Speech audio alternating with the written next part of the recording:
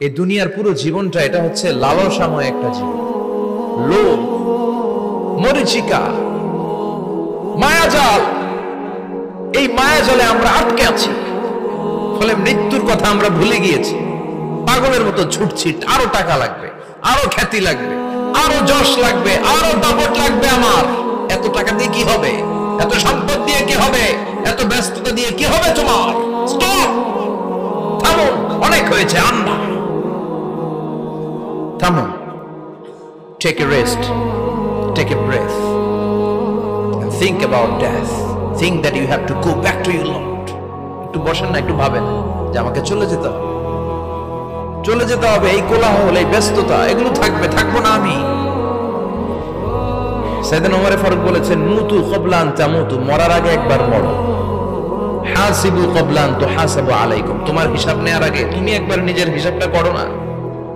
কাগজ বের করে একটু লিখো না কি কি ভালো কাজ করছিলা, যেগুলো দিয়ে নাজাতের ওসিলা হতে পারে। 1 2 3, আর কি কি আকাম কুকাম করছো দেখো না, লিখে দেখো তোমার অবস্থাটা কি। মরার আগে একবার মরো। মরার আগে খাটের মধ্যে শুয়ে শটান করে চোখ বন্ধ করে একবার মরার ভান করে দেখেন কেমন লাগে। চোখটা বন্ধ করেন আর ভাবেন আপনি নাই, কি কি হতে পারে ভাবেন। আপনার ছেলে মেয়েরা কান্না জুড়ে দিবে, আপনার প্রাণের স্ত্রী বিলাপ শুরু করে দিবে, বন্ধু বান্ধবের চিৎকার আর মাতম, স্থানীয় এলাকার মসজিদে ঘোষণা, অমুক এলাকার নিবাসী অমুক ভাই অমুকের ছেলে অমুক দুনিয়ায় নাই। সব আত্মীয়রা চলে আসবে, ফেসবুকে স্ট্যাটাস দেয়া হবে, সবাই সবাইকে জানাবে বিকাল 4টায় অমুক হাই স্কুল ময়দানে আপনার জানাজা। ছুটে আসবে, সবাই ছুটে আসবে আপনাকে শেষ বিদায় দিতে, গুড বাই জানানোর জন্য, আল ওয়াদা, বিদায় জানাতে আসবে সবাই। 4 তাকবীর দিয়ে আপনার জানাজা হবে, অশ্রুসিক্ত জানাজায় আপনার বিদায় হবে। কাঠের খাটিয়ার মধ্যে করে কাঁধে তুলে আপনার কবরে নেওয়া হবে। আগে থেকে খুঁড়ে রাখা কবরটার মধ্যে আপনারে বিছিয়ে দেয়া হবে। বাঁশের কচি দিয়ে তার উপরে মাটির চাপা দিয়ে সব চলে যাবে। ভাবেন না একবার চোখ বন্ধ করে, this is the circle of life, this is the nature of life. এটা সবার হবে, আমার হবে, আপনার হবে। এত মায়া, এত ভালোবাসা কই যাবে? কেউ থাকবে না, সবাই আপনার অন্ধকার কবরে রেখে দিয়ে চলে আসবে। উপরে বাঁশের কঞ্চি, তার উপরে মাটির চাপা, অন্ধকার আর অন্ধকার। এই অন্ধকার যেন শেষ হতে চায় না, শুধুই অন্ধকার, ঠিক কিনা? এজন্য আমাদের চলে যেতে হবে। দাদা গেল, চাচা গেল, মামা গেল, আমাদেরকেও যেতে হবে, জোরে কোন ঠিক কিনা? একদিন মাটির ভেতরে হবে ঘরে মন আমার, কেন বন্ধ দালান ঘর, প্রাণ পাখি উড়ে যাবে পিঞ্জর ছেড়ে।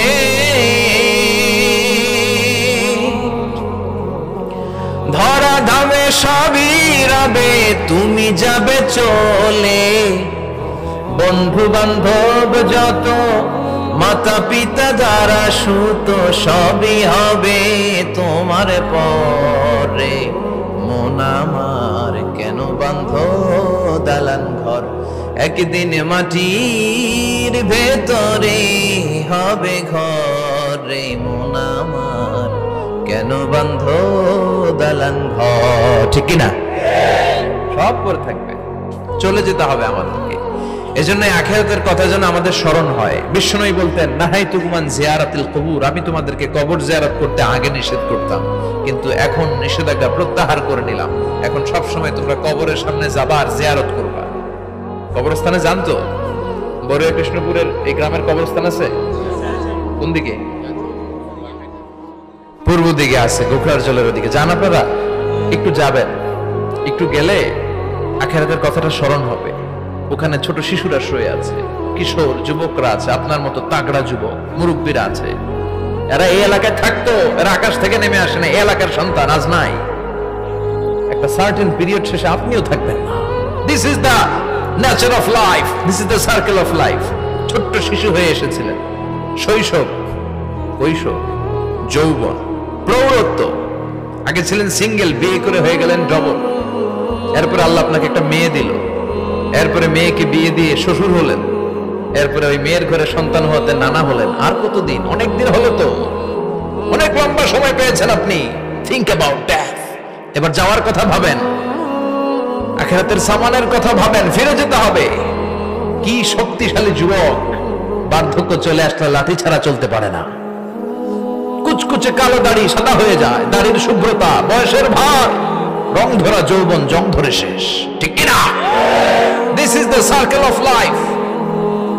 যুবক ভাইরা, এটাই জীবন, চলে যেতে হবে, কেউ থাকতে পারবে না, ঠিক কিনা?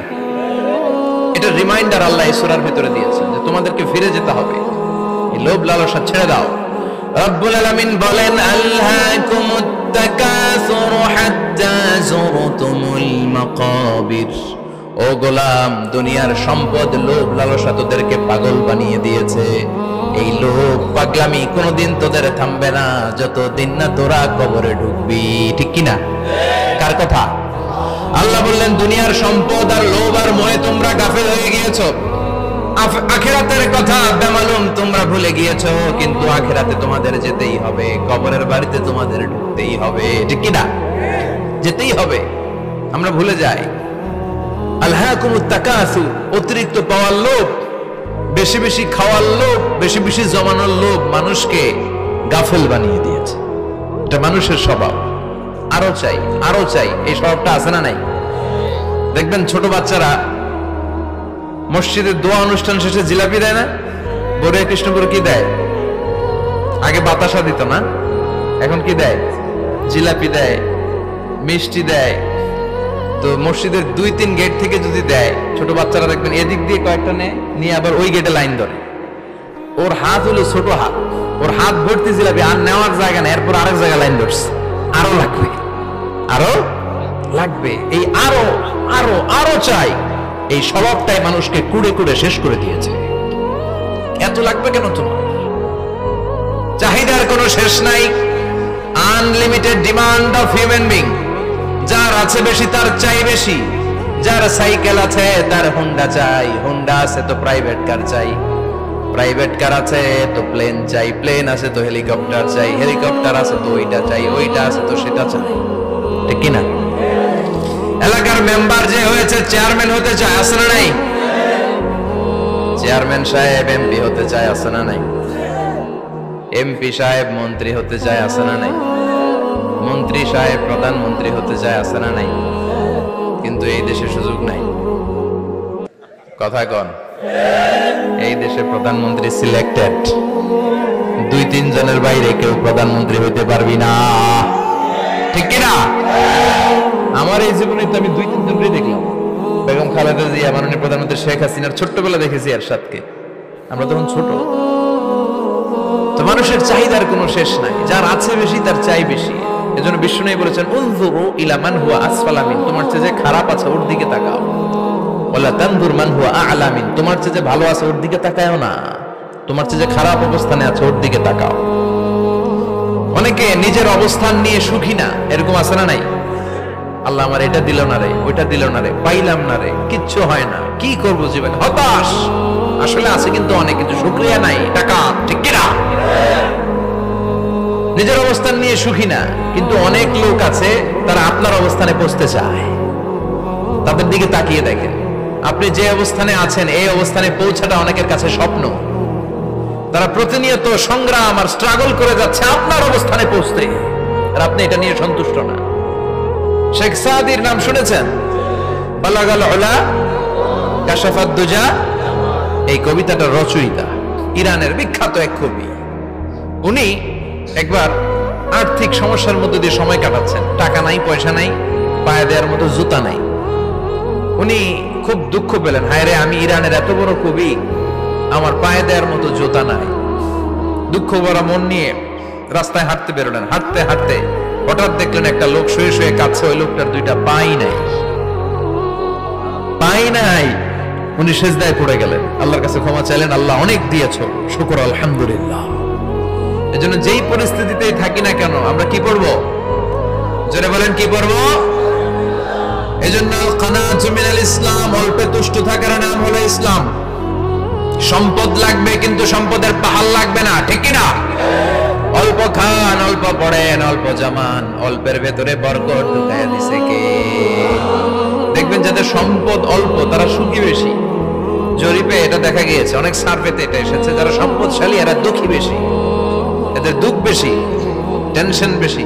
খুব স্বাভাবিক, টাকা যার বেশি রোগ তার বেশি, টাকা যার বেশি টেনশন তার বেশি, টাকা যার বেশি ঘরে শান্তি তার কম। আছে না নাই? ঘরের ভেতরে অশান্তি, ছেলে কথা শোনে না, ছেলে টানে গাঞ্জা, মেয়ে করে পরকিয়া। আছে না নাই? স্ত্রী কথা শুনে না, ভালোবাসা নাই, ঘরটা জাহান্নামের টুকরা। রোগ বালাই, এক একটা হসপিটাল বিল পরিশোধ করতে মাসে 5 লাখ 10 লাখ। আছে না নাই? কিছু খেতে পারে না, ডাক্তার একেবারে ডায়েট মেনু বেঁধে দিয়েছে। Diet, very diet menu. এটা এটা এটা এটা কিছুই খাবেন না, শুধু গরু খাবেন না, খাসি খাবেন না, চিংড়ি খাবেন না, খালি ঘাস খাবেন। ইচ্ছে মতো ঘাস খাবেন, মানে ঘাস জাতীয় যত আইটেম আছে সব খাবেন।